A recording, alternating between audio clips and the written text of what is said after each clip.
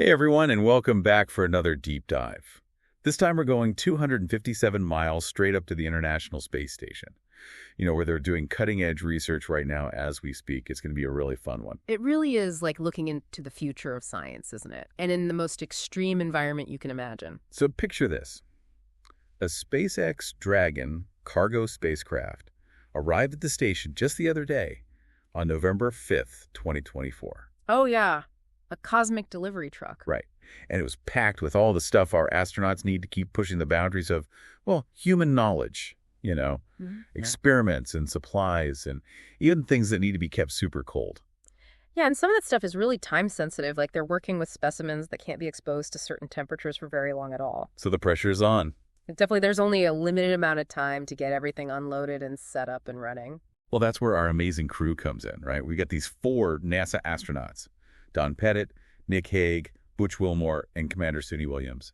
And they're all working hard to install and activate all this precious cargo. And they're not alone either. Oh, yeah, it's just getting to that. They're working alongside 3 cosmonauts from Roscosmos, Alexei Ovchinin, Ivan Wagner, and Alexander Gorbanov. A truly global effort. But yeah, back to that cargo. Oh, right. Some of those specimens they're working with are vital for understanding how the human body reacts to long-duration spaceflight. Okay, so how? What are they looking at? For example, they're studying inflammation in space. Okay, so inflammation. We all deal with that here on Earth, right? Yeah. A sprained ankle to a head cold or whatever. Right, but it's a much bigger deal in space. In what way? Well, you've got to remember that spending a long time in microgravity can really mess with the human body. Oh, of course. Like their bones and muscles? Exactly, and their immune systems, too. Oh, I didn't think about that. Yeah, and that's one of the key challenges for missions to Mars and beyond. So we have to figure out how it works differently in space to keep future astronauts healthy. Exactly, and who knows? What we learn from studying inflammation in space could help us develop better treatments for those same conditions back here on Earth. Oh, wow. So it's not just about space. It's about helping everyone here, too. Precisely. I love that. Okay, so some experiments are kept in those super cold freezers we talked about, but I understand some of the equipment needs a different kind of environment to function. What can you tell us about that?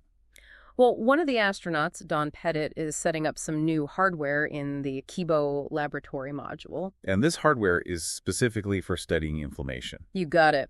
It'll let scientists really dig deep into how cells behave in microgravity and how prolonged spaceflight affects the immune system. So we've got this global team of astronauts and cosmonauts working together, unpacking all this incredible equipment. And some of it is focused on this one crucial aspect of human health, inflammation. It's like a super high-stakes science fair with zero gravity. And implications for all humankind. It really is an amazing example of how space exploration pushes the boundaries of science and technology. It leads to discoveries that can benefit all of us down here. That's awesome. And we haven't even touched those portable science freezers yet. Oh, right. Next time, we'll take a peek inside those freezers and see what other scientific treasures they're holding. That sounds fun. I can't wait. Welcome back to our deep dive into all the cool science happening up on the International Space Station. Where they're pushing the boundaries of science in ways we can only dream of down here. I know. It's crazy to think about all that research going on 257 miles above us right now. Last time we talked about those portable science freezers with all that super important cargo. What happens once those are actually up there and plugged in? Well, that's when the real work starts. I mean, you can just imagine all the scientists back on Earth waiting for that data. They've got biological specimens and crystals grown in microgravity and all sorts of things that could help us understand the universe and how we fit into it. I'm picturing scientists just like huddled around their microscopes, just dying to get their hands on those samples. It's like a big scientific treasure chest just waiting to be opened. You're not wrong. Analyzing those samples can take months or even years. But the potential for, groundbreaking discoveries, totally worth it. Speaking of which, let's switch gears for a second and talk about something a little more, cosmic.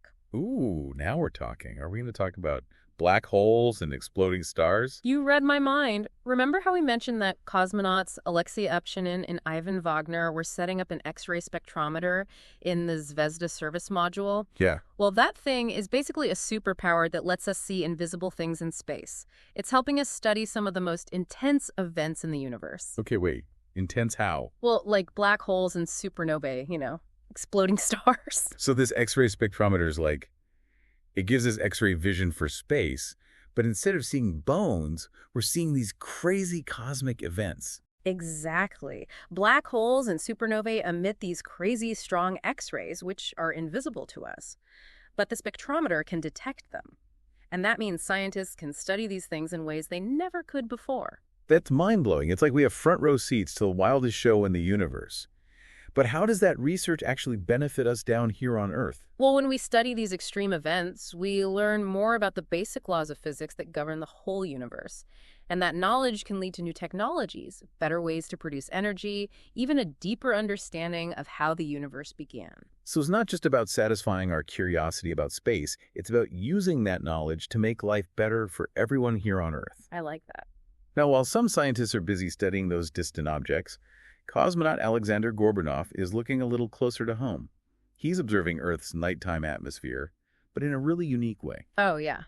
Gorbanov's work is really interesting. He's using near-ultraviolet wavelengths to look at the atmosphere, like seeing our planet with a special filter that shows us things we wouldn't normally be able to see. So we're seeing Earth in, like, a whole new light. Literally. And it's not just for pretty pictures. It gives us crucial information about the balance of our planet's atmosphere. So it's like we're taking a closer look at the air we breathe, trying to figure out how it all works. Exactly. By studying the atmosphere in this unique way, scientists can learn about its composition and temperature variations and how it interacts with the sun's radiation. So it's like a checkup for the planet, making sure everything is running smoothly. Right. And get this, these observations can also help us learn about the atmospheres of other planets. That's important in the search for life beyond Earth, you know. And you know how we have weather here. Well, space has weather too. All those charged particles and radiation coming from the sun can really mess with our satellites and even our power grids. The research happening on the ISS is helping us understand and predict space weather so we can protect our technology down here. Wow, I never thought about it that way. It's amazing how something happening so far away in space can directly impact our lives here. So from black holes to the health of our own planet, we've covered a lot of ground today, literally. And it's all thanks to the amazing research being done on the International Space Station. So before the break, we were talking about cosmonaut Alexander Gorbanov and his research on Earth's atmosphere. He's using near ultraviolet wavelengths to observe it, which sounds pretty high-tech. Can you break that down for us? Like, what does that even mean? It's kind of like, imagine you're wearing these special glasses, right? And they let you see all these colors that are like beyond what humans can normally see. Okay. So that's basically what observing in near ultraviolet wavelengths does. It's like it reveals all these hidden details in the atmosphere that we wouldn't be able to see with just our regular eyes. So we're seeing Earth in a whole new light, literally. Yeah. But it's more than just pretty pictures, right? Mm-hmm. What can scientists actually do with that information? Well, think of it like this. Each of those colors you'd see with the special glasses would actually be different gases in the atmosphere. Oh, wow. And they're all reacting to the sun's energy. So by studying those colors, scientists can figure out what our atmosphere is made of, and they can track how it's changing over time. So it's like a way of monitoring the health of our planet. Exactly. And it's like we can see how things like pollution or even solar activity are affecting our air quality. Okay, so it's like a planetary checkup. But instead of taking our temperature, we're looking at the colors of our atmosphere. Yeah. That's pretty cool. And it's not just about understanding our own planet. Right. It can actually help us learn more about the atmospheres of other planets, too. And that's really important when we're looking for signs of life beyond Earth. You know, and it's like, have you ever thought about space weather? Space weather? Yeah, you know, we have weather here on Earth, but space has weather too. All those charged particles and radiation from the sun.